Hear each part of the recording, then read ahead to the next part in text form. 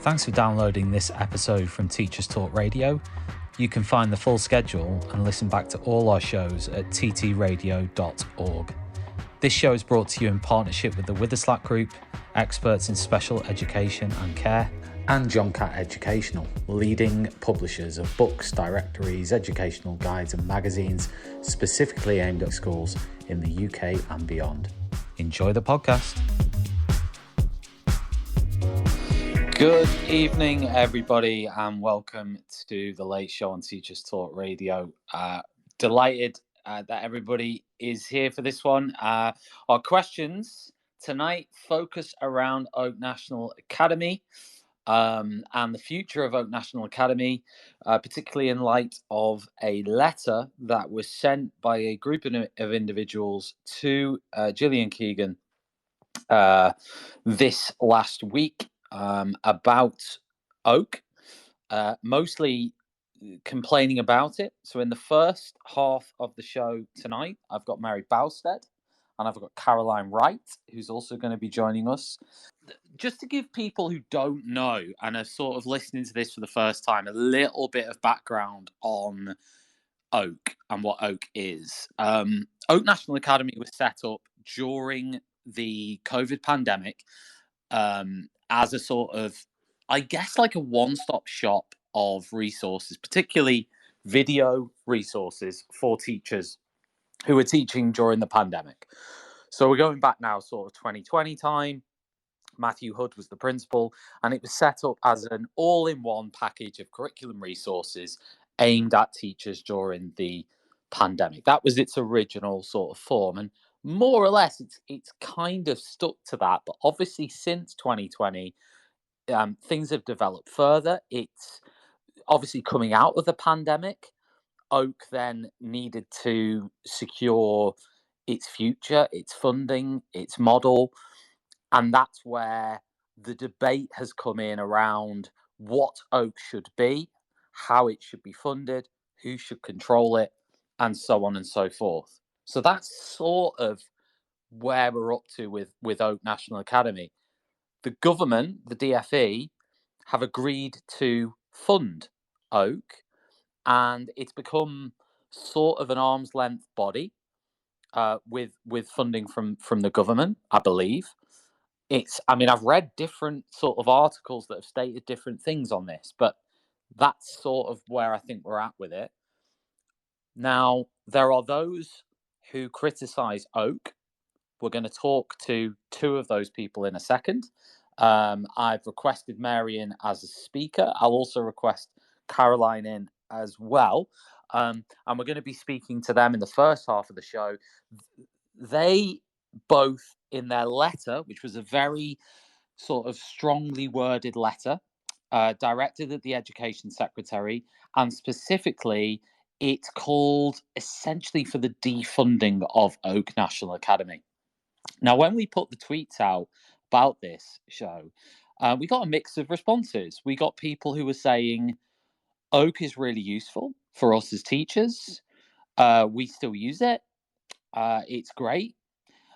We got others who were completely the opposite of that. Let me read you just while we're waiting for Mary. I think Mary's joined now. Good evening, Mary. Good evening. Sorry, I'm learning new technology here. Hey, we all are.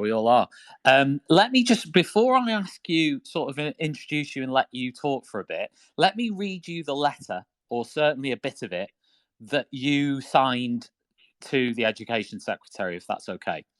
Yeah. Dear Gillian, we the undersigned welcome you to your role as Secretary of State for Education. We wish to draw your attention as a matter of urgency to the decision taken by your predecessor to allocate £43 million of funding to the incorporation of Oak National Academy into an arm's length body, an ALB. This funding decision was taken before the October fiscal event and subsequent increased pressure on the public purse. Following Thursday's autumn statement, we urge you and the Chancellor to invest this funding directly in schools rather than in the establishment of a new 80-person strong Quango under the control of the ministers of the day. It goes on, if I can get my next bit of the letter, but it goes on to talk about a range of different issues around Oak, but that's the crux of it. You want the funding to stop. And it says here, we support the Department for Education's mission to reduce teacher workloads and to improve accessibility to high quality curriculum products. Yet in its present form, Oak will not achieve these ambitions and vital public funding will be wasted. And then it talks about the fiscal challenges at the moment, and so on. Now, Mary, can I ask you maybe just to give us a little bit more information about this letter and where it's come from, and can you sort of paint a picture for me around the key aspects of the letter? Well, the letters come from the signatories, of which the NEU is one. Kevin and myself are two of the signatories, but we sign on behalf of the union. And the issue around the letter is our increasing concern that what was set up as a means of helping teachers during COVID, particularly teaching online remote lessons, is being given significant amounts of government funds in order to develop a curriculum in every core and foundation subject over a series of years. We don't see that that is a good use of public funds. We have severe doubts about the suitability and quality of what will be produced on a very demanding timetable. But more than that, we have concerns about what could very quickly become a monopoly in resources that teachers use. Now, or that teachers, feel they must use. Now, Oak have denied that, and the government's denied it. They're talking very much about curriculum autonomy, but you have to see Oak within the context of um, uh, big forces which are acting together to constrain what teachers think they can do in the classroom. That's around the assessment system and the both at primary and secondary, the accountability regime. It's also around what Ofsted is now moving to, which is Ofsted research, Ofsted curriculum research, which is highly contested, which is promoting a model of the application of cognitive science to subjects, much of which is deeply dubious. And then you've got the DFE coming in with DFE backed, because the DFE are backing them with significant funds curriculum. So, we think that there are worries about that, and we think that this should have been, before Oak was given £43 million. We needed more research. There has been some research, but not enough, on A, the quality of the materials, B, their use in the classroom, and C, what are the possible effects of funding a model in this way. And we're not the only ones to share those concerns. There's, those concerns are shared by a wide variety of educational institutions and organisations. Okay, thanks. I want to ask you, I want to dig in a little bit more into this sort of, because what you're kind of talking about there is pedagogy, is it not? You're talking about the resources themselves and the way they are used in teaching. Would that be right? Mary, hello? Have I lost you? Maybe. Is Caroline there? Is anyone there? Hello, I'm here. It's Caroline. Hello, hi Caroline. there. Yeah, I think Mary's dropped. We'll come back to Mary in a minute. Caroline, you are the Director General of BESA, which is the British Educational Suppliers Association. What's your gripe with Oak? Well, first of all, what I would say is I'd like to say thank you to the teachers who put their hard work and efforts into Oak during the pandemic. I think it was a really valuable and vital resource during a time of national crisis. It was absolutely the right thing to do. And, hats off to Ed Vanker from the Reach Foundation and the other Multi-Academy Trust, John Coles, etc., who worked hard to make something get off the ground so quickly, much like other organisations who did that. So I don't have a problem with Oak from the sense of the work they did during the COVID pandemic, and nor do I have an issue with those resources that were paid for by the taxpayer effectively remaining available for teachers and pupils to use during, snow days and home days. But what I do have an issue with, and our members are very worried about, is this politicisation of Oak and changing something that was right and good and really valuable during the pandemic into something to deliver a political ambition. The decision to move Oak from what it was, a collaborative group of individuals working effectively with industry and subject associations and others, into a government quango that has an army of 80 members of staff policing what's going to be used in the curriculum. It was unevidenced, it's unwanted when you get onto the detail of who wants and needs it within the teaching community, as Mary was saying, and it's unfair because the government didn't follow due process when they set it up. So that's the issue that BESA has been trying to raise and trying to work with government to address. Mary, I don't know if you're still there. It sounds like you're having a fight in the kitchen at the moment. I hope everything's okay. Everything's fine. Can you hear me now? Yes, I can just hear a lot of pots and pans like bashing over people's heads. Well, right, okay. I've moved out from that. I've moved out from the site of that war that's going on in the kitchen. Listen, I was going to ask you there before you dropped out, and Caroline, I'll come back to you in a few moments. But Mary, I was going to ask you about is one of your gripes with Oak? I want to sort of make absolutely clear from what you said to get that clarity. The pedagogy that it promotes, is that one of your issues? That is one of the issues. The other issue is the content of the Oak curriculum. We don't know what that will be. But the other issue is quality. I mean, they've been set a ridiculous timetable to get curriculum materials throughout all the stages for the 6 subjects. Yeah, I think you've dropped again there, Mary. Unfortunately, I don't know whether you're near Wi-Fi or oh, maybe you've come back. Hello? Hello. You're just dropping in and out, Mary, I think. I'm really sorry. Let me just try to go somewhere else. Yeah, don't worry. I don't know where. Yeah, try and get as near to a router as possible. Yeah, well, you see, the Wi-Fi is off at the moment because we're just changing our connector. So anyhow, I'm now. Is that any better? Well, hopefully, we'll soon find out. Yeah. So go on. Sorry, carry on. You were saying about there are 3 things. There's concern about DFE condoned pedagogy. Because Oak will be supposedly an arm's length body, but fully funded by the DFE. There's concern about the quality of the materials that they'll produce because it's an incredibly tight timescale. And there's concern about the content as well. It's not the DFE's job to finance the curriculum and pedagogy on this scale. It's just not their job. And that should be, that is with a profession which is already feels it has some of the lowest amount of control over the classroom, what happens in the classroom in the OECD.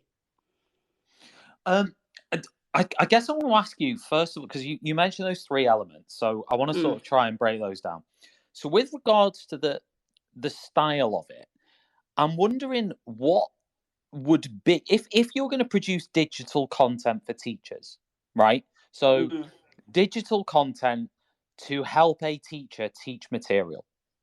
What I'm trying to work out is how that content could be produced differently from what it is now, regardless of who it's created by. Let's sort of take who it's created by out for a minute and just say, how would digital content be created to make it better in your view? Well, I'm not an expert on that. I'm sure there is a role for digital content. Absolutely. I think we are in a digital age and teachers use that. But I mean, I think the pedagogy of digital content is very interesting. And it's quite, that's why the scale of the rollout of Oak is really worrying. If you're going to do this, you would do it on a small scale. You would evaluate it properly And then you would learn the lessons from that evaluation in order to build on with other subjects and other age phases. What's happening here is a massive rollout with insufficient consideration or indeed evaluation of what were the effects of, and what were the qualities and what were the areas where Oak could have been a lot better. I mean, I totally get that. I think the bit I was trying to get at there was when you said style, because I think for me, the connotation I got from that was this idea of sort of a teacher sitting with a PowerPoint or a presentation or whatever it is, and almost sort of direct instruction in that sense for I mean, basically an Oak lesson, as far as I can tell, most Oak lessons consist of a period of direct instruction, some quizzing, some retrieval, and additional resources to go alongside that. So I guess all I'm trying to say is if that style isn't to the liking of whoever, the NEU or anybody else, how do you change that style with digital content? Because in my head, it's like you'd need like AI or something. You'd need like a completely different radical platform, or I'm not sure how a platform could provide something different to that, if that makes sense, and still have teachers creating the content. Well, then, if that is what Oak is going to be, a series of PowerPointed lessons for teachers to use, then one has to ask the question why we're spending £43 million on it, and is that going to be value for money, and is that going to be useful? If that's the limit of this pedagogy, then we're in problems, aren't we? Yeah, I mean, I think that's. I mean, for me, that would be a point about quality rather than style. I think for you mentioned three things, which was quality, content, style. So yeah, for me, that was more. I was just there concentrating more on the style element of what the alternative is.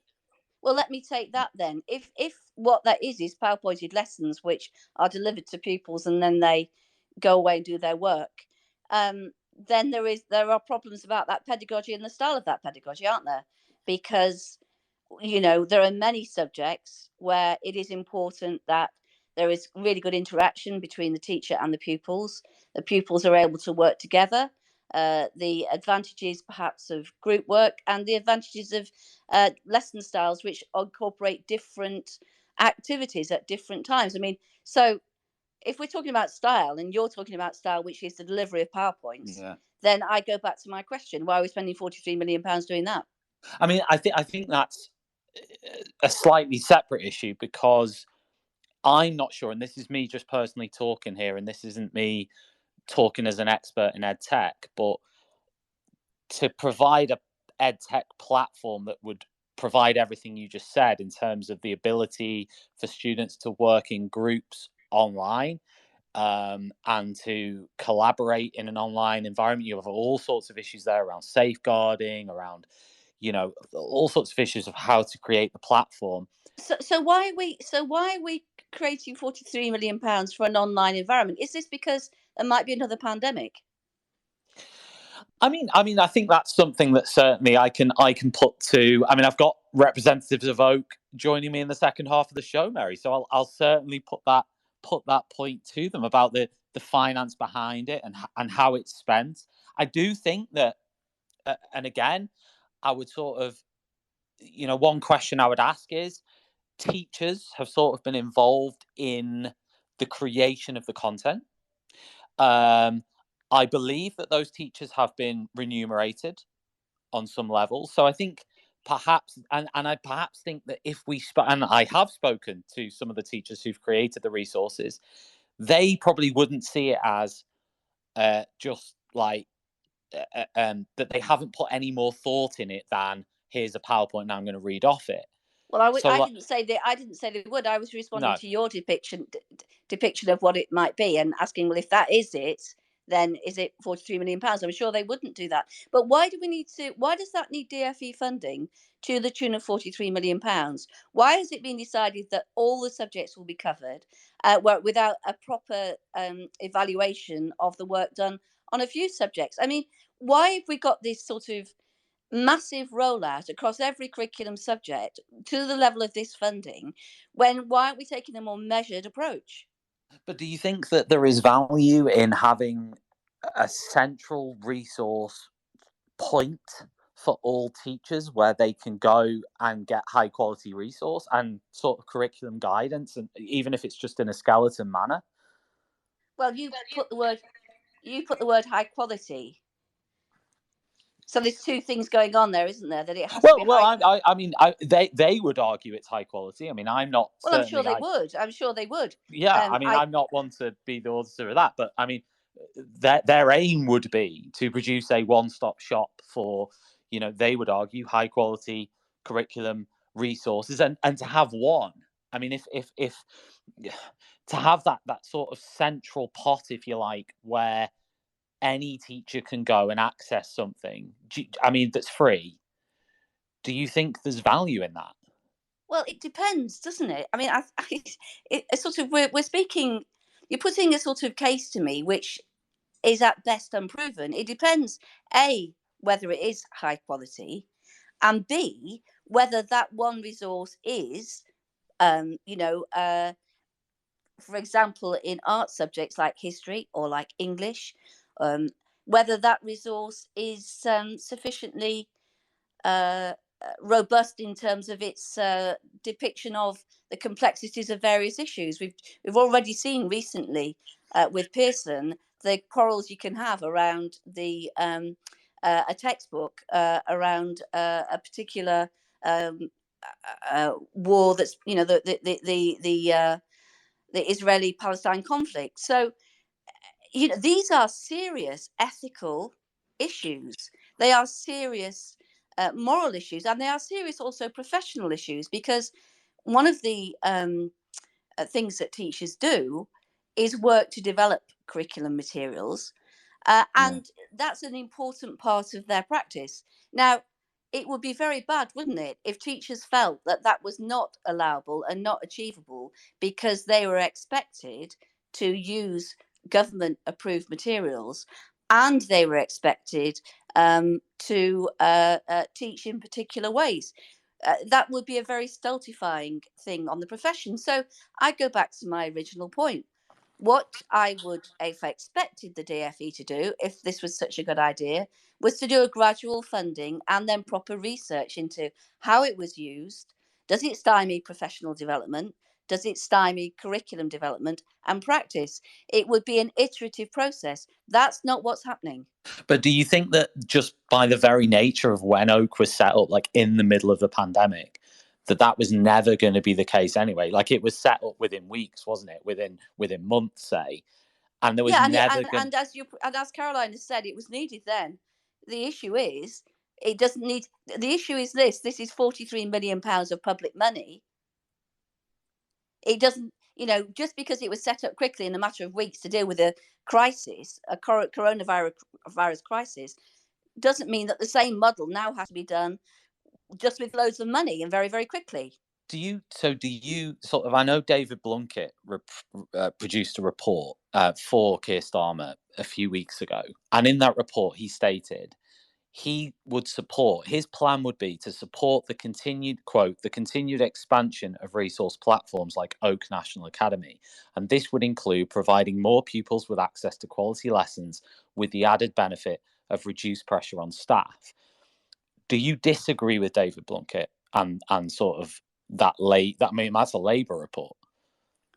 Well, I don't think it really matters which government report it is.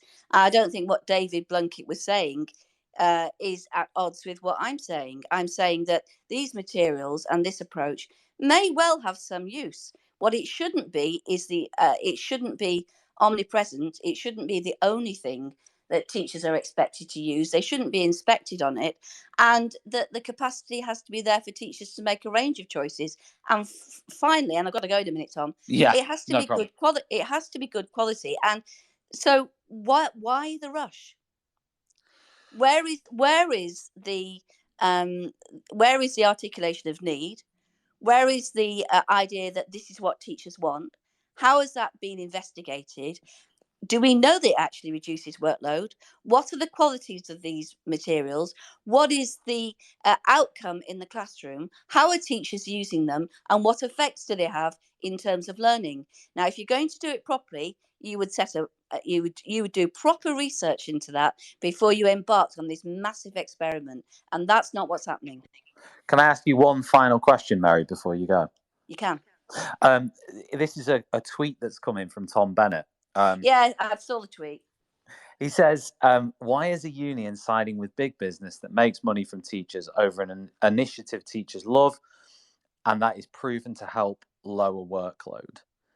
What would you say to that? I would say all those things are suppositions. I mean, how does he know that teachers love it? How do we know it lowers workload? And I'm not siding with anyone. I'm siding for teachers being given the dignity and choice of their profession in order to be able to develop curriculum materials and use a range of curriculum resources that they find useful. Now, if that is an online national platform, that's fine. But the way this is being developed in this haste, it is unfortunately too likely that this will not be what is needed for teachers in terms of reducing workload, and there will be doubts about the quality of what is produced. What is the rush? Give it time and do it properly. Thanks so much for your time, Mary. Really appreciate you coming on. Thanks a lot. Thanks now. See you later. Tara. Caroline is still here. Caroline, you can unmute yourself. Hello.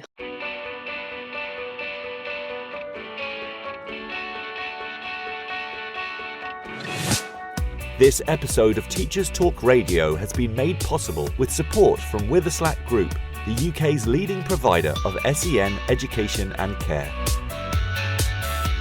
They're here to support you too through an ever-growing offer of free resources, including webinars, podcasts, articles, and events aimed at supporting teaching professionals like you. Visit their website at www.witherslackgroup.co.uk to find out more. If you're listening to this, then we know we share one thing in common: a passion for the type of outstanding education that every child deserves. That's what makes us the leading provider of specialist education and care. We need people like you to help us achieve even more. With us, you'll be given all the resources and support you need, offered a clear path to career progression, and be rewarded with some of the best salaries and benefits the industry has to offer. We are Witherslack Group. If you'd like to find out more, we'd love to hear from you. Visit www.witherslackgroup.co.uk/careers and be part of our future. Hi there. Hello. I wondered if, from your perspective, Director General of BESA, is there anything you would sort of add or disagree with Mary on, or are you sort of on board with everything she said? No, I very much agree with the comments that Mary's made, particularly the points about the move to move Oak from what was a COVID emergency response into an arm's length body and all that means, and the money that's coming from the public purse when actually there was very little research and evidence to actually point to the reason why. So that's one of the key issues for us as well. It's unevidenced on the basis of what Mary and others have said. It's unwanted by the teachers, and it's unfair because it didn't carry out and follow due process. Do you know it's unwanted by the teachers though? Well, I'm just reading Oak's own report, and it said, I think, I'm talking in rounding up the figures, but I think it was something like 32,000 teachers currently use it every week. About 70 odd percent would recommend it. So that works out to about one teacher per school.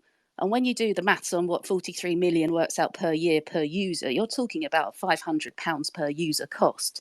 Now, coming from a commercial background, that's really an inefficient use of public funding. So on that basis, I would say it's unwanted. And I'd be interested if you asked many head teachers if they had £500 per user, what they would spend it on in terms of curriculum resources.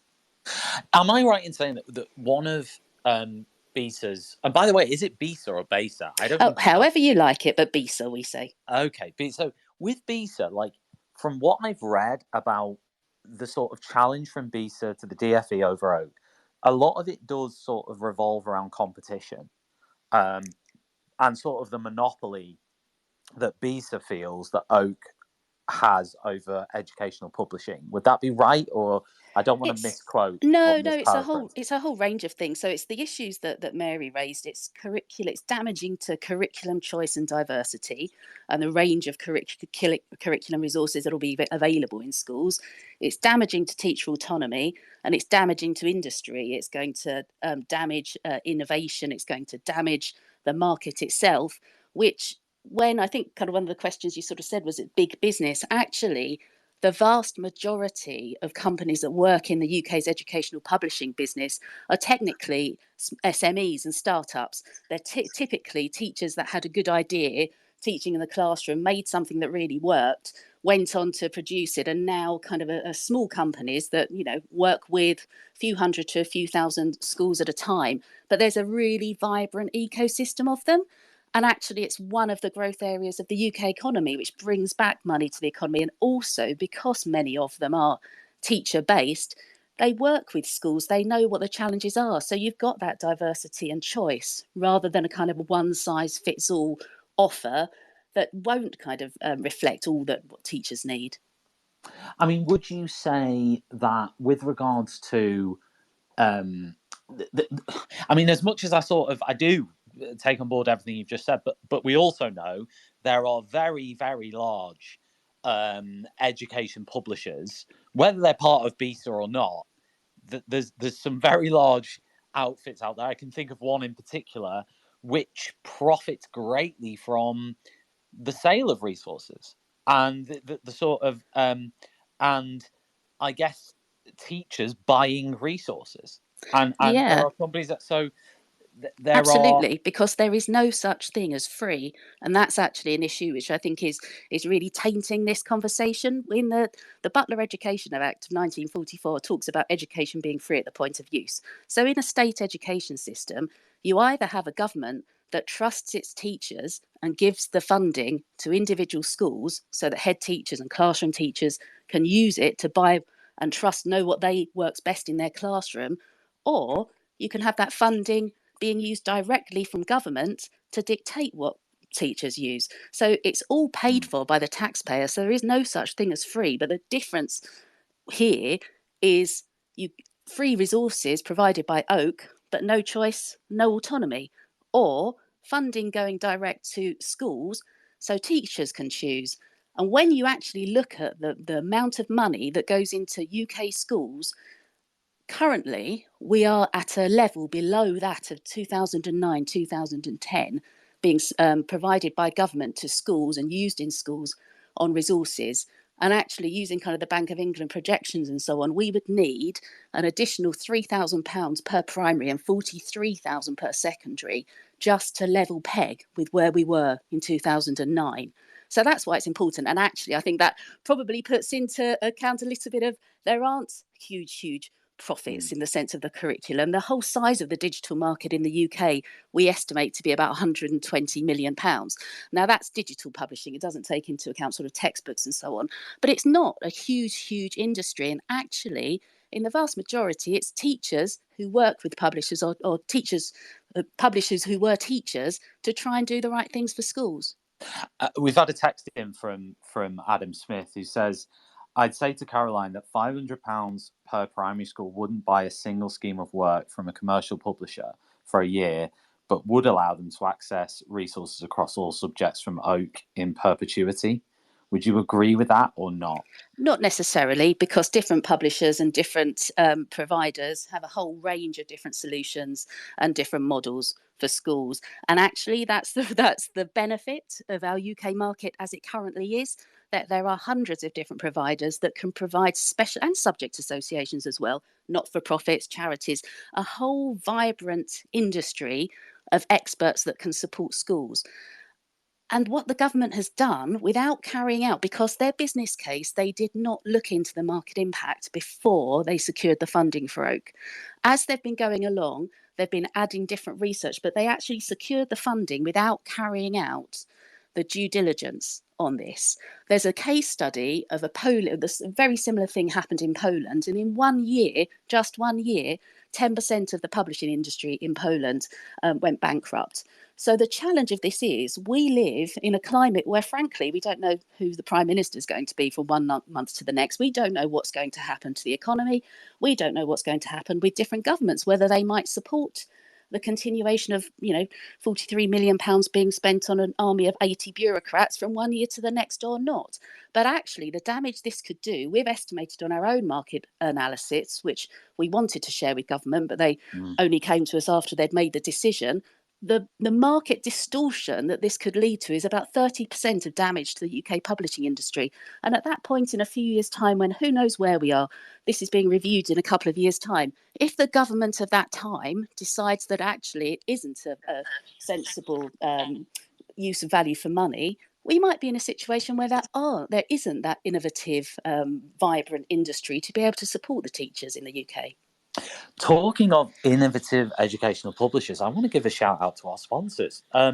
So we've got John Catt Educational, and this show is brought up in partnership with John Catt, who are a leading publisher of books, directories, educational guides and magazines, specifically aimed at schools in the UK and beyond. If you haven't checked out their latest offerings, go to johncattbookshop.com and explore their full range of titles and advance your professional development today. And also this show is brought to us by Witherslack Group, who are a leading provider of specialist education and care, and they need people like you to help them achieve even more. If you want to get involved with Witherslack, they offer a clear path to career progression, and you can be rewarded with some of the best salaries and benefits within education. And Witherslack currently has brilliant career opportunities that are available through their website at witherslackgroup.co.uk/careers. Caroline, I want to read you a comment from Neil, who says, free, independent, non-compulsory, coherent resources written by experts offered at a time when teachers have considerable challenges to workload.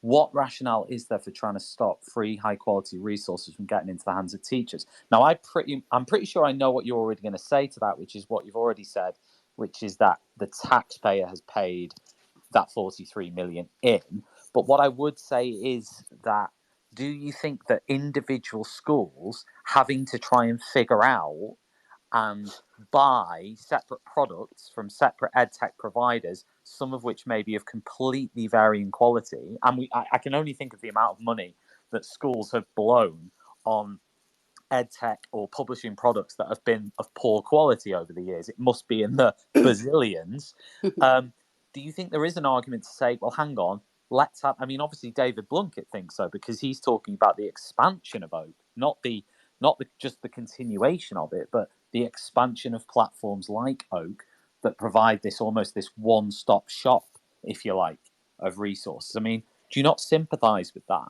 Well, frankly, they already exist, and that's one of the big issues. But for free.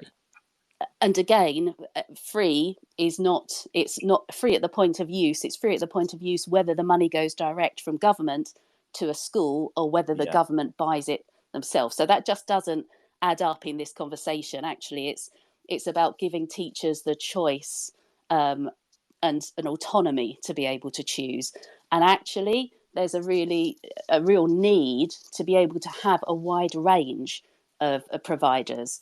And there's been a lot of work that's happened over recent years in terms of EdTech evidence and helping companies being able to evidence the impact their products and services have. So there are platforms that already provide support and the chance for teachers to try before they buy resources. We actually run a platform in association with government on that called LendEd, where teachers can take out free trials so they do use things and they do get testimonials from other teachers. A lot of what you're talking about is actually linked to CPD and helping teachers better understand how to use resources and be better equipped. But what I did want to just challenge a little bit is you're talking in the sense of £43 million and the sort of sense that that's going on amazing resources that schools are going to be able to benefit from. It's actually only £8 million. The rest of that goes to funding this bureaucracy of 80 staff when teachers and schools are facing really challenging issues of whether they can actually afford to keep their staff. That just feels completely the wrong way around. actually looking at what's already available in the market, which is what is actually supposed to happen.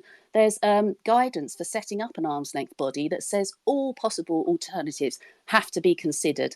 Market impact has to be considered. That just was not done before March when these decisions were made. And that's what's wrong. This is what government should have done before imposing this. And as Mary said, these kind of very tight timescales, where actually the chances of getting quality resources, the small amounts over and above kind of the 80 staff that's actually going to be spent on resources, is a real challenge. A good product typically takes 18 months to 2 years to develop. Do you think, though, there's an argument? I mean, I speak now when I've been teaching in different schools, is that quite often, number one, money can be siphoned off into different areas by the school because they simply can't prioritise curriculum resourcing over other things they have to do. That would be number one. But number two is, as a teacher, the number of times I've been at home on a Wednesday night at 7 o'clock, 8 o'clock, and I've gone, oh God, I need, I've forgotten about this lesson, or I've got to plan this sequence of lessons, or I need something for this week on X and I just haven't got it, and whatever. And then I've gone and I've actually bought it off an educational resources site, or I've spent an hour trying to find things on YouTube or on other sort of platforms that provide, digital content, and sort of the ease of a one platform approach.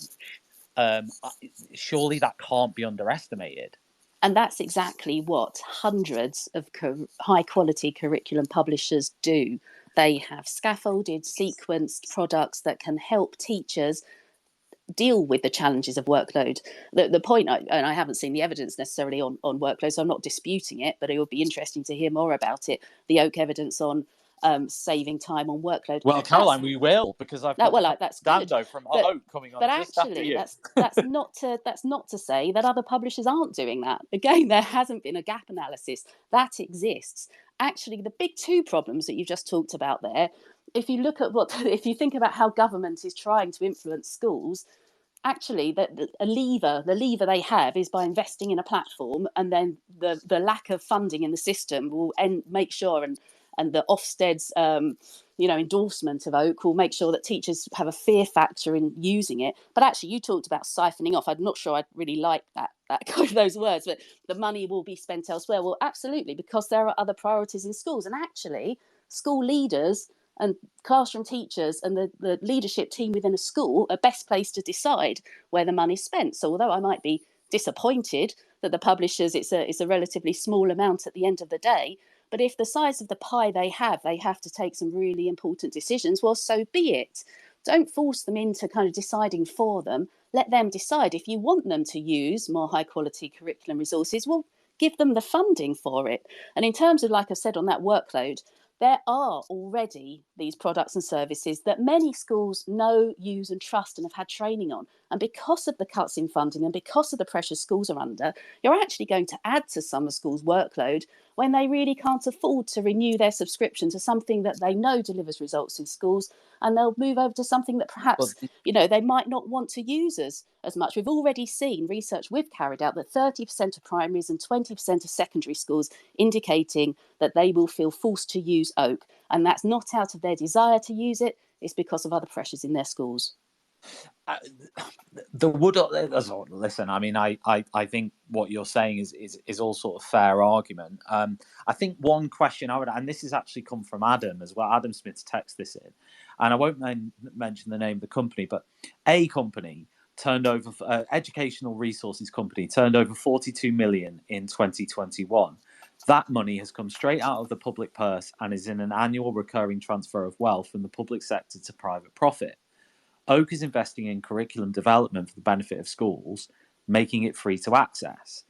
There would, as I said before, there would definitely be a strong argument to say that a lot of the companies that are currently making a lot of money out of teachers and schools are not are private enterprises, limited companies making massive profits from resources that are not really audited in many ways. I mean, I'm sure these companies would say, oh, they're fantastic, and I get that, and I'm sure a lot of them are, but they're not audited. They're not like... Well, they they're have not... audited accounts if you're a company. Oh, no, I don't they mean money. also I'm not have talking to, about the money. but they No, I'm not also, talking about the money. I'm talking about the quality of the biggest product. audit that any commercial publisher has is the fact that a teacher has to decide to spend money on their resource. And you know how tight budgets are in schools. I would say that's the biggest audit you can possibly have, whereas a £43 million quango that is only being looked at after a 2-year review hasn't evidenced what it's doing, hasn't kind of proved that it's really what schools want, didn't follow the process. I would say that's all audited. We haven't had the Department for Education referring, even after all the market distortion that's been flagged, we have not seen the department refer this to the Competitions and Markets Authority for an investigation, an independent investigation, which frankly is the very least that I would expect. So I think we need to be careful when we're talking about who's auditing who, because if schools do not want to buy curriculum publishing resources, they won't, and then a company will go out of business. That's not the case in a quango that it's employing 80 people and actually using £35 million of its funding on bureaucracy rather than resources. Just to cut in there with another tweet that came in earlier from Tom Bennett, and Tom tweeted in, BESA has been saying that 30,000 teachers using Oak each week isn't good enough, or the fact that not everyone finishes the videos to the end shows that they're not very good. What does good, in inverted commas, look like for BESA members' products? Yeah, that was the question. And it will mean completely different things for each individual member, because they provide a huge variety of resources, from special education needs to music to maths to English to highly gifted and talented to helping support catch up, for a whole range of things. And that in itself is the beauty of our market system at the moment, that actually we can work with schools and talk to them about what does success like and tailor and tweak the products accordingly. There is no one size fits all in the sense of, a global what does good look like. But what I would say is good does not look like a poor value for money of £500 per user. Is it does it need to be an either or? I mean, can Oak not exist within, like it is now, within the ecosystem of other businesses and companies and private entities and even other government agencies? But it's not a fair and level playing field. If it was just another commercial provider that has to compete against everybody else, well, may the best company win. But it's not. It has the endorsement of government. It's a quango, so quasi-government department in effect. It's having the chief inspector of schools encouraging schools to consider using it, saying that it will be aligned with Ofsted research. That is not the role of government, to encourage the use of a particular resource. And that's one of our issues with unfair state subsidy. So it's not a fair and level playing field, and that's what's going to damage the market in the long term. And that's such a shame when we've got it really truly is one of the world leading industries we have, and those resources are provided into our schools. We're still seeing at the moment, the government have said this is one of the issues, that it should be carrying out this research and making sure it's absolutely right before they get the approval for the funding and before they go ahead with things. As Mary said, we currently have, only after we really had to make the point many months after we should have, that Oak and the Department for Education have agreed to geo-block the website so it can just be used in the UK. That still hasn't been done. They've said they'll do it, but they still haven't done it. And every day, Caroline, British companies... Can you explain that issue to me, just for everyone listening? Yeah, sure. So if you remember back to sort of the early 2000s, and there was a BBC initiative that was found to sort of, I don't know all of the details of this, it's before my time at BESA, but there was a disagreement about sort of government funding of a big curriculum platform. One of the things that the BBC have done rightly is they have some resources that are available for schools to use, BBC Bite Size, but it's geo-locked. And, their kind of TV programmes are geo-locked to the UK. So they don't compete with UK companies doing some really excellent work internationally and bringing back revenue for the UK economy. And we certainly need it at the moment. That hasn't happened. So we now have a government arm's length body that isn't geo-blocked. So actually other governments, other schools around the world can access content that would be provided by companies that are in high demand around the world. And that's damaging the British economy, let alone just the educational publishing industry. It's damaging all of our economic worth by the fact that they haven't done that yet. And that's just one example of they should have done their homework. Why do you think why do you think they haven't done that? Oh, goodness knows, you have to ask them. But we've been raising that before the actual plans for the arm's length body were put in place, over a previous procurement that the DfE overlooked doing that. So it's just kind of doing their homework properly and consulting and engaging with industry, which they don't seem to want to do, unfortunately.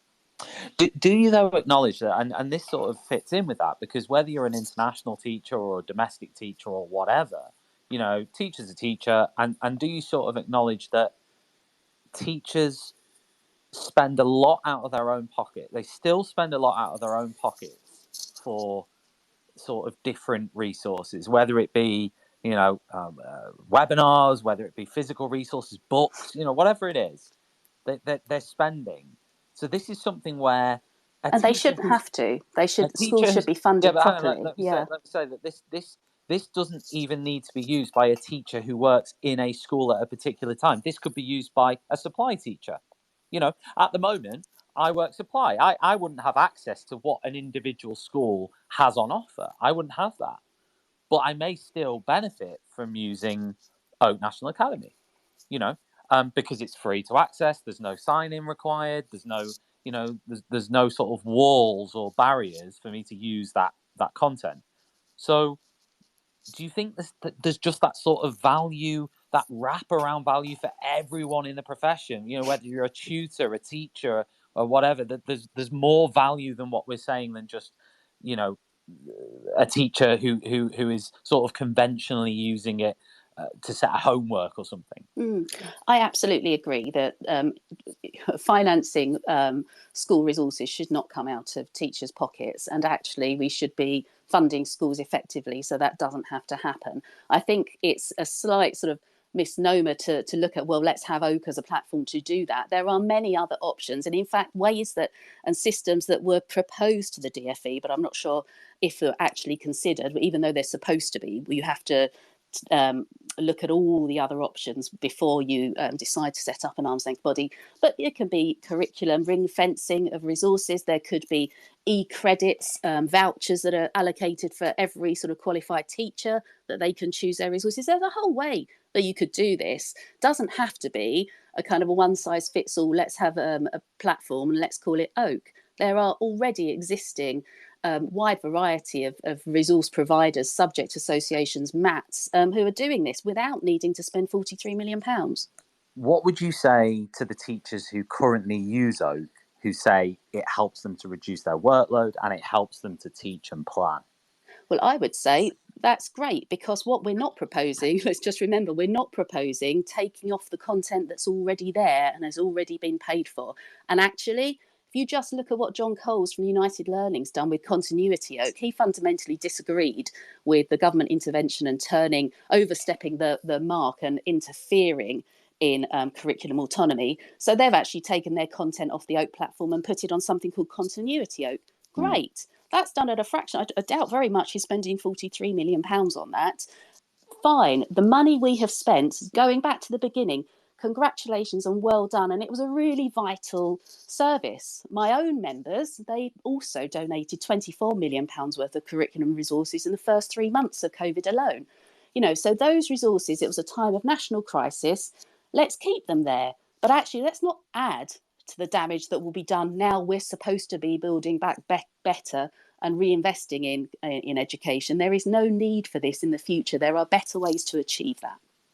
Just a final question, Caroline, and thanks so much for spending the time talking to me tonight. I really do appreciate it. Final question is, what do BESA members want to happen now? You know, in purely practical terms, if tomorrow you could click your fingers Thanos style and everything went to some form that you'd be happy with, what would it be? Oak should get on the phone to John Coles at United Learning, find out how he is managing to fund keeping the continuity Oak content there for teachers, parents, students to access without spending £43 million in 2 years. Keep that going and get the government to reinvest that £43 million by working collectively and collegiately with the system leaders, MATs, unions, publishers too, subject associations, to actually spend it on what schools need rather than trying to impose a solution where it's not wanted. Caroline, thanks ever so much for your time tonight. Really appreciate it. Thanks for coming on Teachers Talk Radio. Thank you. Thanks a lot. Just a reminder, everyone there, I'm going to be joined by Jonathan Dando in a second, who is Director of School Support and External Relations at Oak National Academy. It's going to be really interesting to talk to Jonathan about a lot of the things that have been raised in the show so far. If anybody has missed any of this, we started at 7:30. If you want to listen back, it'll be available as a podcast on the Teachers Talk Radio website, ttradio.org/listen back. It'll be available tomorrow if you want to listen back to it as a podcast on Spotify or Apple Podcasts or any of those other providers. Again, a shout out just while Jonathan gets ready to join us. A shout out to our sponsors on the show today, John Catt Educational and Witherslack Group, who support the show tonight. And thank you ever so much to every single person who is tuning in. We've got Kat, we've got Tom Rees, we've got Adam, who's been here since I was going to call it the bitter beginning then, like the bitter end, but I mean from the start. Thank you, Adam. Amy, Eleanor, Mr. B, who is a regular TTR listener, welcome. Miss Evans, regular TTR listener. Sarah, one of our fellow TTR hosts. God, I could literally spend all evening ruling out the names of everyone and everyone who's dropped in too. Jonathan, good evening to you. Hi, Tom. How are you doing? How are you doing? Are you okay? I'm very well, thank you. I'm very well. It's been a really interesting listening into your speakers today. Yes, I'm sure you are. I mean, what have your initial thoughts been? Well, the thing is, there's quite a lot here that we all agree on, and that's what I want to start on. And that's the thing that I think I'm finding a bit of a challenge, is that there's so much noise around Oak at the moment, and we understand that, and we understand there's a bit of controversy here and controversy there. But actually, what we need to do is take a bit of a step back and look at why Oak is existing, what it's trying to do, and then what are the kind of measures and things we've put in place to safeguard against some of the things that both Caroline and Mary mentioned. They are things that I just want to be really honest. Like when Oak went in this transition through from being this amazing initiative set up and created by teachers at the start of the pandemic to now its future, we thought really hard and really carefully about that. And we worried about many of the same things that Caroline and Mary have been worrying about. But what we've done is we've worked really hard at making sure we've put lots of things in place to stop any of those adverse things happening or to reduce them as far as possible. And I'm really confident what we've got now is something that teachers really want, they really value, and it's going to make a really big difference. And I'm really happy to run through a bit of what's the problem we're trying to solve and why we're doing it, because I think that was a bit of a kind of question, particularly from Mary, is like, what's the problem we're trying to solve here? But I don't want to kind of jump straight into a look, there will be time for that, Jonathan. There will be plenty of time for that, absolutely. I wanted to start though, because I think one of the key criticisms is not sort of the content that's available necessarily, although I think one of Mary's criticisms was that she said the content, the quality, and the style. They were her three things. But I think Caroline's point was more along the lines of, and I don't want to sort of, quote from her without her here, but I think to paraphrase a lot of what she said, it was the fact that 43 million, number one, a lot of money has been spent on Oak and will be spent on Oak, that it has not been open to sort of competition. It's been decided by the government. They've said, right, we're investing all this money into this thing called Oak National Academy, huge sums of money, 80 people working in Oak, and the resources on sort of, I guess, what some people would consider to be good enough for that level of investment. That's how some of the criticism is characterized, rather than necessarily just about the quality of it or what Oak's trying to do? Yeah, so let me take that from, there's two bits of that, right? So what's Yeah. happened to date and what's going to happen in the future. So if you're all right, I'll take that in two parts. Yeah, So go for it. what's happened to date? So take us back, oh my gosh, March 2020, pandemic hits, schools say to the majority of pupils, you can't come in, we're going to have to teach you online. For those most in need, you can come in. As we all know, the history of Oak, won't rehearse it too quickly, a group of teachers and folks working in educational organisations got together and launched this thing from idea to initiative in 10 days. It then kind of was very clear that that disruption was going to continue on for a long time, and government very quickly, to its credit, rolled in and provided support to this. That needed to happen very quickly because we all were facing things and we were dealing with the complete unprecedented situation of the pandemic. At that point, they gave us about kind of £5 million over that first year. And during that time, we created the majority of our 10,000 lessons in around 3 weeks.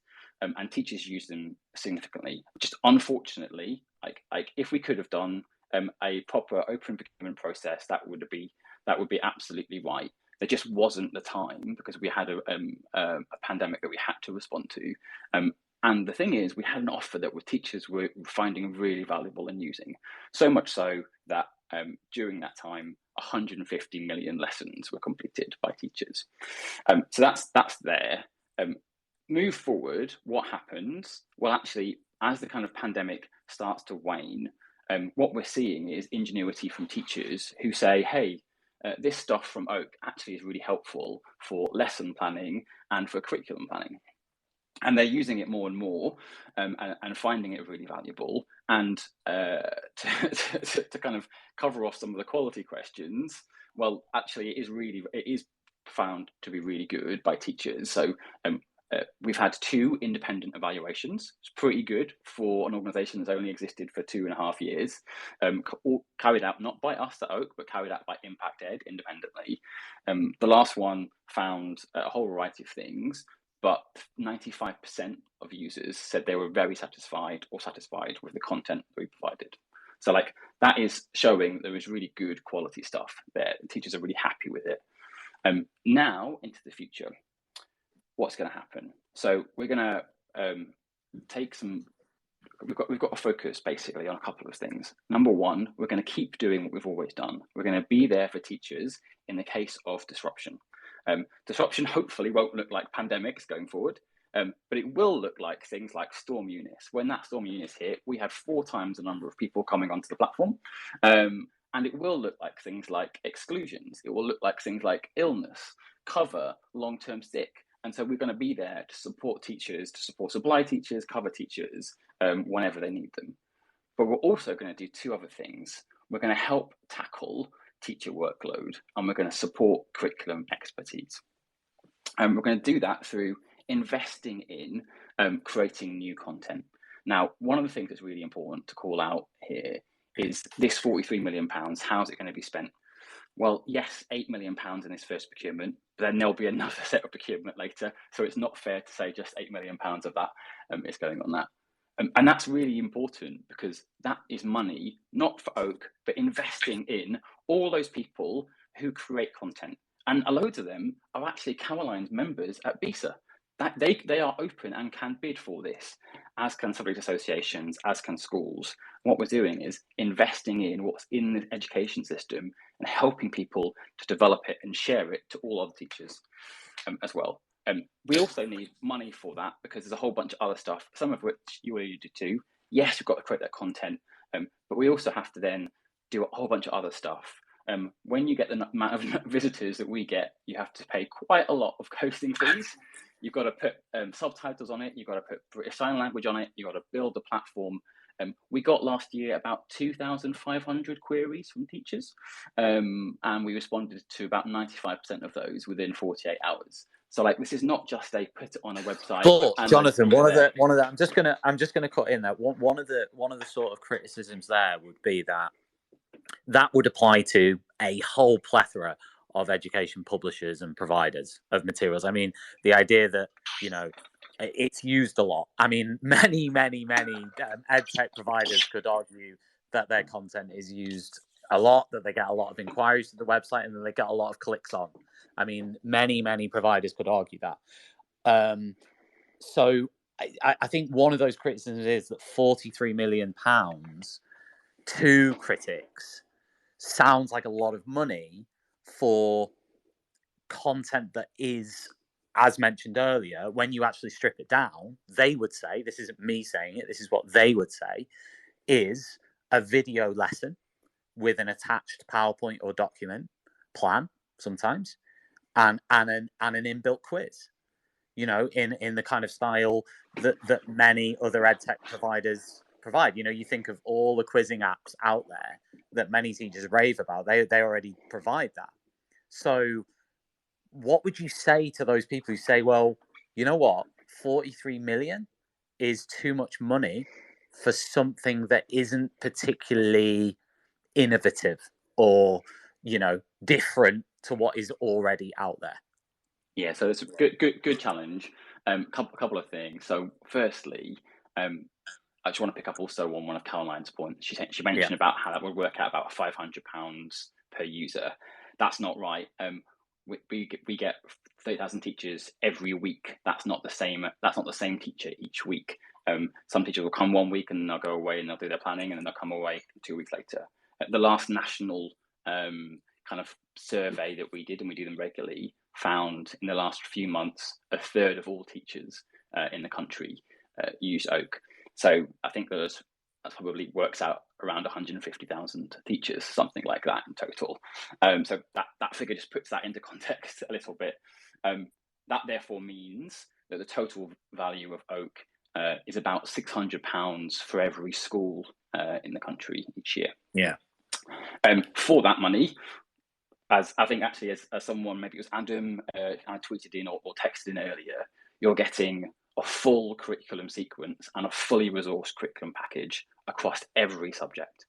I'm not aware at the moment of any other offer that provides that breadth and depth of support for all of that. So I think that is really, really good value. Do you understand that? Just to pause there, John, I'll let you carry on your point in a second. But that would be one of the objections, I guess, that Caroline was saying from her members' point of view, that there is not fair competition then on that. That you know, Oak was set up, as you say, in 10 days during the pandemic, and since then it's almost kind of evolved without any sort of external say on how it's evolved, if that makes sense. So, or sort of external tendering and all that sort of thing. So there's been lots of external consultation. When we kind of were looking at the future of Oak, we kind of went out and spoke to lots of people across the sector. We spoke to all the unions, we spoke to commercial providers, we spoke to all of our current partners, we spoke to other big multi-academy trusts, and we were deciding what was to do. And you know, there was definitely the question of do we close this thing down, or do we just kind of mothball it as Caroline suggested and just leave those up? But that's a problem because that doesn't help and serve what teachers need. Teachers tell us they really value this, but they want to continue to see it developed and improved. But really importantly, that has to be inside a thriving market. And I absolutely support Caroline in that we want to see a really good thriving market, because Oak isn't going to be right for every school, right? Like, we can't design something centrally that is going to be right for a school perfectly, because we don't know any of the context, any of the local issues, any of the local kind of bits of curriculum that they want to focus on, or any of the challenges or areas of expertise in that school. So Oak needs to be something central which you can then take and adapt. And what we're trying to do is be one option amongst all these others.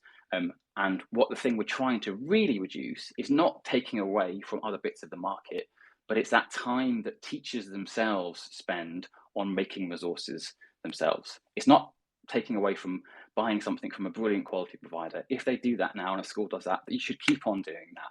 And we want to see schools funded so they can keep on doing that.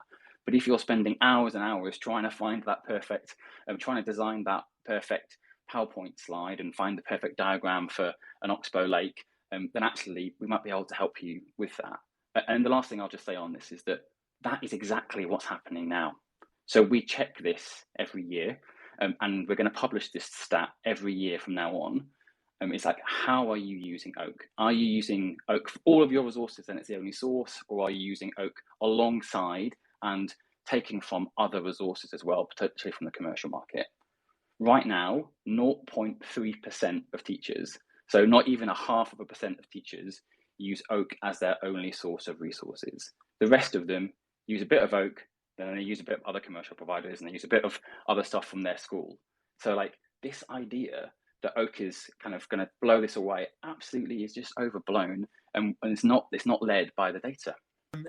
No, I was saying to a screen and not realizing I wasn't telling anyone else that.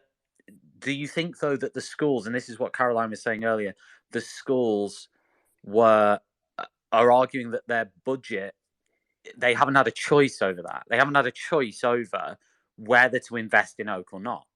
That has been decided by the DFE on their behalf, and that's where the gripe comes. I also want to sort of read out a few texts we've had in. Mr. B is a head of department. He's texted in saying, does anyone actually use Oak and say it's genuinely impacted their workload positively? ? It might be used for cover now, but as a staple in the curriculum, definitely not. Whereas obviously I think what he's referring to is in the pandemic, it might have been. The lesson PowerPoints might save you in a pinch, but not sure if they're worth that amount of money now that he knows the amount of money. And I do apologise, Jonathan, for unveiling your budgeting. But it is in the public domain. No, absolutely. It needs to be public. It's a real public body. Absolutely. Yeah. But what would you say to Mr. B? So the first question was like, does it make a difference? And so again, we've had 2 independent evaluations of Oak. That's really impressive for an organisation that's only been around for 2 years. The most recent one found that for 42% of users, on average, they saved 3 hours a week using Oak. So that is not a stat cooked up by us. It's a stat independently found that teachers are saving around half of teachers are saving 3 hours a week. You add that up in total across an academic year, across all the weeks in an academic year, that's teachers getting back 3 weeks a year. And what's brilliant about that is they tell us through this evaluation, they're not just, sitting back and having an extra cup of tea, although they probably frankly deserve it, but instead they are using that time to focus in and give them more support to the people who need it the most, their pupils. They're giving extra support to vulnerable kids. They're doing, more follow-up activities. They're checking understanding. They're able to have more time to focus on those higher value things rather than design. And then the second thing that Mr. B asked was around curriculum. Again, go back to the independent evaluation.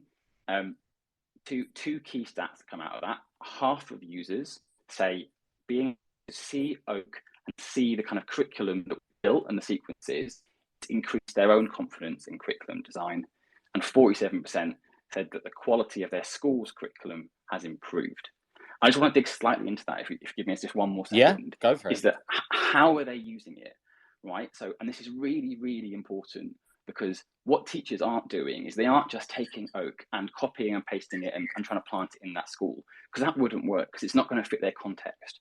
What they're doing and what the research shows is they are looking at Oak as a really good example and a model of a really quality curriculum and a quality set of resources. And they are taking the learning from that, learning from it, and then applying bits of it to their own schemes of work, their own curriculum, and helping their own confidence in what they do in their own schools.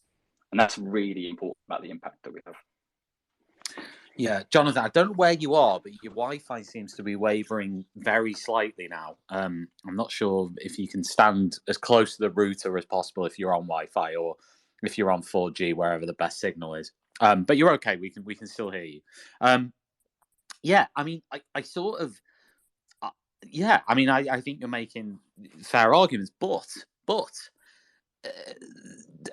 just as a pure sort of, I mean, at the moment, Oak's resources, correct me if I'm wrong, are video lessons and adaptable attached PowerPoint plus potentially worksheet. That's what Oak is fundamentally. Would that be fair? And I guess you're developing a curriculum, Matt, to sort of run alongside that. Ooh, maybe Jonathan's gone. Nath, has Jonathan gone, or is it me who's gone? I don't know. It could be me. I don't know, but I can't hear anything now, so I'm just going to keep talking. But I found it really interesting from the perspective of hearing the sort of criticisms of Oak, and I speak as a teacher who used Oak during the pandemic successfully. I streamed lessons from Oak into the classroom. I used Oak to beam in to the students in my classroom. However, since the pandemic, I wonder whether, as Mr. B says, some of the use of Oak has either changed or declined or evolved in a way that doesn't justify the price tag. That's what the critics would say. It's not for me to say whether that's true or not. I think Jonathan's coming back now, but certainly that's what the critics would say. That they're not sure on that. Jonathan, I think we lost you there intermittently. Are you back? I am back. Sorry about that. Yeah, I think your connection, I don't know where you are. We can hear you, but I think your Wi-Fi might be giving up slightly. I've moved on to 4G, so hopefully that gives you a bit more. Okay, try that. If I'm cutting out, let me know. It might be my headphones are running out of battery, and in that case, I'll switch. Will do.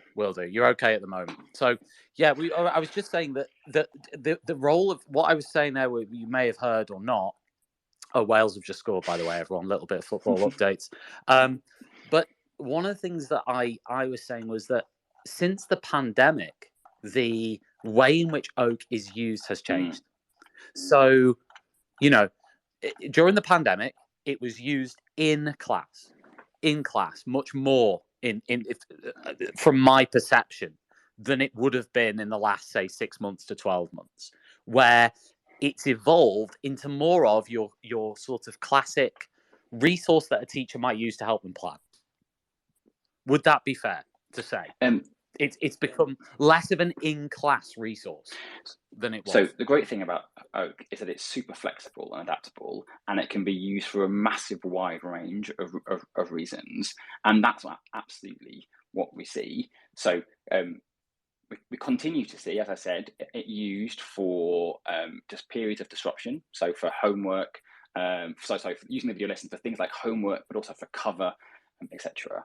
But absolutely, as you say, seeing more and more teachers using it for lesson planning and curriculum planning. We also see it for lesson delivery. So a teacher might use a clip of one of the videos as part of that. They might bring up our quizzes onto the whiteboard and do an interactive kind of session with their pupils, kind of doing the quiz live in the classroom. We've got worksheets, so teachers will print off and do those. But we also see other really interesting uses coming through as well. So one is around professional development, and that works for a whole variety of different teachers. So sometimes, and we heard through our evaluation, where a teacher is teaching something outside of their specialism. So for example, we heard from a teacher who was a biology teacher by background, but their school had moved to a policy where they had to teach biology, physics, and chemistry. And so they came on to Oak to learn about and see and build up their subject expertise and knowledge on physics and chemistry, so they could feel confident delivering that. I also have a live case study in my own house, literally in the other room here. My partner has just done a big career change and moved away from working in the food industry to becoming a primary school teacher. And she is right at the start of her career, literally in her first term. And so when she is having to work out how to deliver her first lesson on teaching fronted adverbials, she can go on to Oak and watch another high quality, experienced teacher and look at their explanation and think, how am I going to teach that myself? And that is supporting and alongside the brilliant support she gets from her school and her teacher training organisation, but just gives her another kind of string in that bow of development as well. Okay, I mean, when Mary was on earlier, I don't know whether you heard all of that, but Mary, one of the things that the NEU is saying quite strongly is about the pedagogy. So Mr. Ellis has texted in. Mr. Ellis says, lessons... Tom, just checking in if you're still with us there, Mr. Rogers. I'm here. It could be my Wi-Fi now. I don't know. Can you hear me? Jonathan, are you still with us? I am, and I can hear Tom clearly. Nathan, that could be your Wi-Fi. Just checking in there. That could be your Wi-Fi. Don't worry. So I was saying that one of the things that Mr. Ellis is texting at the moment, he said, lessons are not PowerPoints. We have been conditioned to teach off Twinkle and Arc PowerPoints, and praised for doing so for over a decade now. There's now a generation of teachers who know no better than making PowerPoint presentations is a lesson. Now, do you sort of sympathise with that criticism, or would you just say, well, no, hang on, it's just a resource in the collection? I actually do really understand that and sympathise with that quite a lot. So let me unpack that a little bit. And this is also gets back to the point of why we're doing this work to recreate what we've got. So what we have currently was created by a brilliant set of over 500 teachers at the height of the pandemic very quickly. It is really good and teachers value it, but it was created quickly and designed first and foremost for a remote teaching and kind of that video lesson. What we want to do now is create a set of resources that are much more flexible and much more adaptable to allow teachers to use them in the classroom for delivery. So can you give us an example of that in sort of what you've got planned and what's going to happen? Yeah, so one of the things that we need to think about is how do you encourage and give signals to teachers about, and this goes right to the point of what Mary was saying earlier, of when is it that you need to think about how you're going to deliver this lesson, what are the techniques that you want to deliver, what's your pedagogy, and how are you going to get pupils participating in that. So that could be prompts for start a discussion with your class. It could be prompts for different and examples of different types of activities that you could do. But one of the things we've got to be careful about here is it's not our job to design that for teachers. We don't know your class. We don't know the kids in your class. So we've got to be really careful that we don't actually go too far with that stuff. And we let teachers decide that, because they are best placed and that's their expertise. That's the kind of key bit of professionalism that we've got to support teachers to develop and not to undermine, is for them to make those choices on what's going to work best for the kids in front of them, because they know those kids and we don't. But in terms of the actual content, I mean, is the actual product going to change in any radical sense, or will it remain, but you'll just build on what's there? So we're going to recreate. So that's a really good question. So let's go back to that. So like, what we're going to do is we're going to recreate all of the content that we have on Oak, but we're going to do that over a slower period over the next 3 years, making sure we're taking a lot more time to get that really good. That means we'll start off with a really high quality curriculum sequence that carefully shows the progression through the different topics and how pupils will kind of build on those blocks to learn. For each of those building blocks, there'll be obviously various units and then lessons. And then for each lesson, there'll be a set of resources. So slide decks, quizzes, worksheets, and videos. So similar in terms of the kind of product output, but the content of that will be designed very carefully to support in-class delivery, and it'll be supported and developed in a way that teachers can adapt it more easily and kind of flex with it to suit their needs. Okay, because I mean, one of the sort of, it's something I raised actually with Mary earlier, and I'll ask the same question to you. I guess my question was, and this was more a question to the critics who talk about it on a pedagogical approach of saying it's the style of it. It's the style of the sort of direct instruction, task with PowerPoint, explanation, quiz, attach worksheet to download, that sort of model. And number one, I guess they see that as quite simplistic. But number two, they don't sort of see that as something that's particularly innovative or creative. It doesn't, for example, I think Mary mentioned group work or collaboration. It doesn't enable students to, explore material in a sense. My question to her was, well, what would we do instead? But equally, I guess, you know, there is that argument that it is it's something that isn't particularly, I don't know, like I'm trying to think of the phrasing of it, but you know, some people would not see it as innovative enough to warrant the price tag.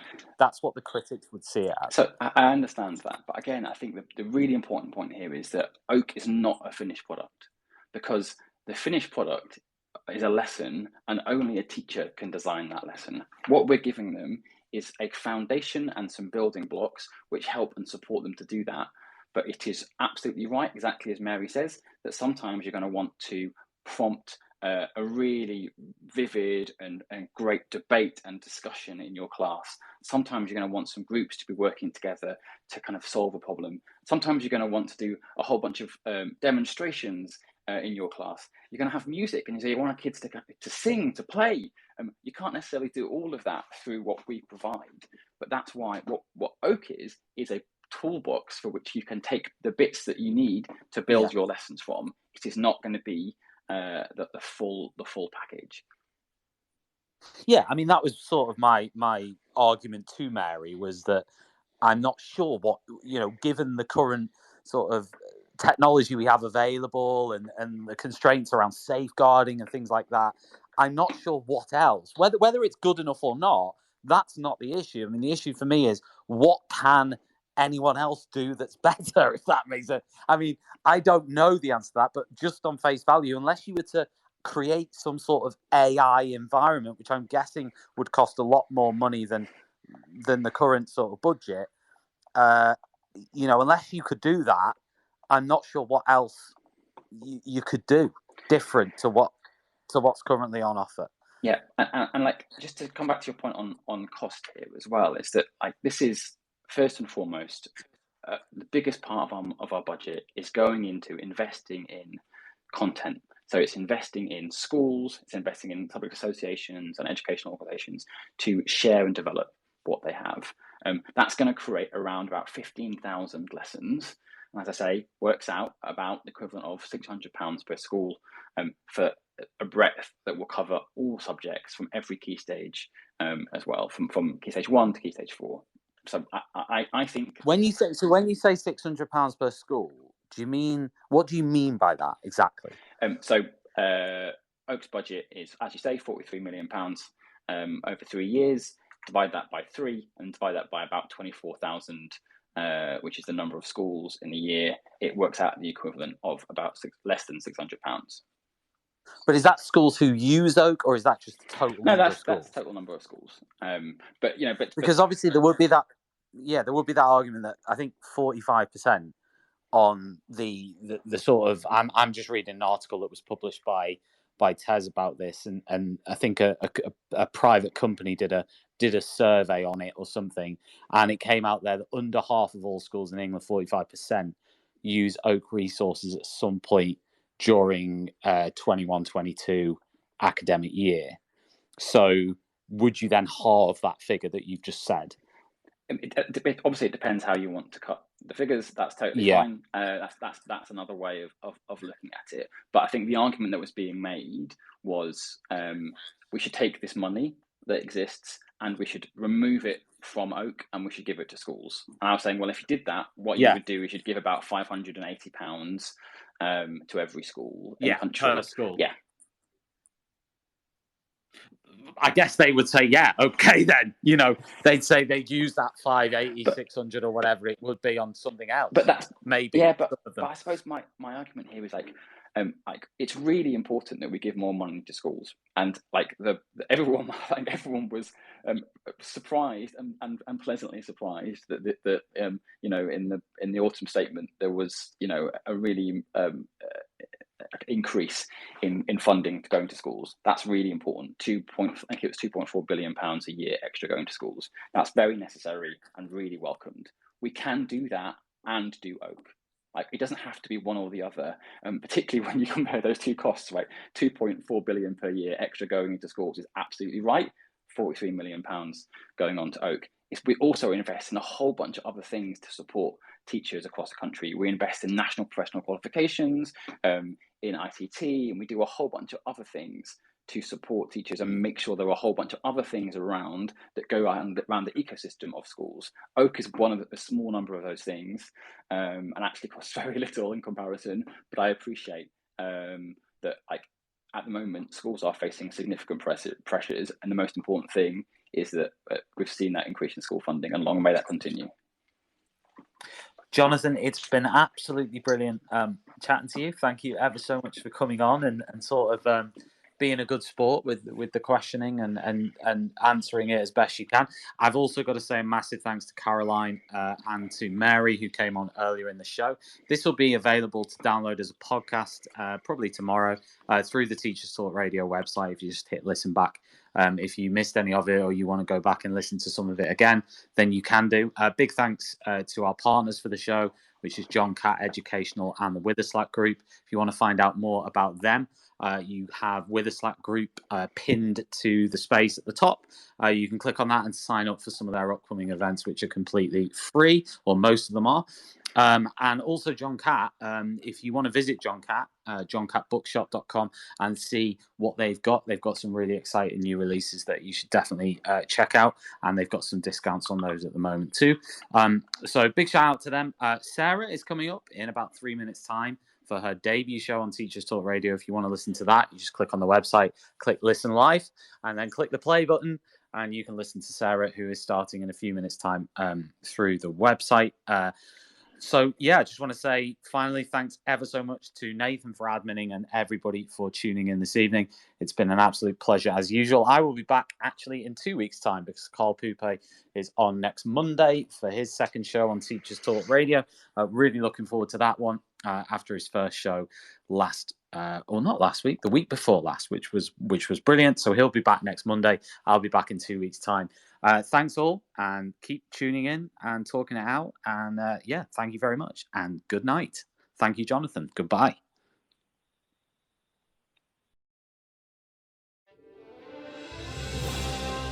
You've been listening to Teachers Talk Radio. Tune in live and listen back at ttradio.org. We look forward to hearing from you next time on Teachers Talk Radio.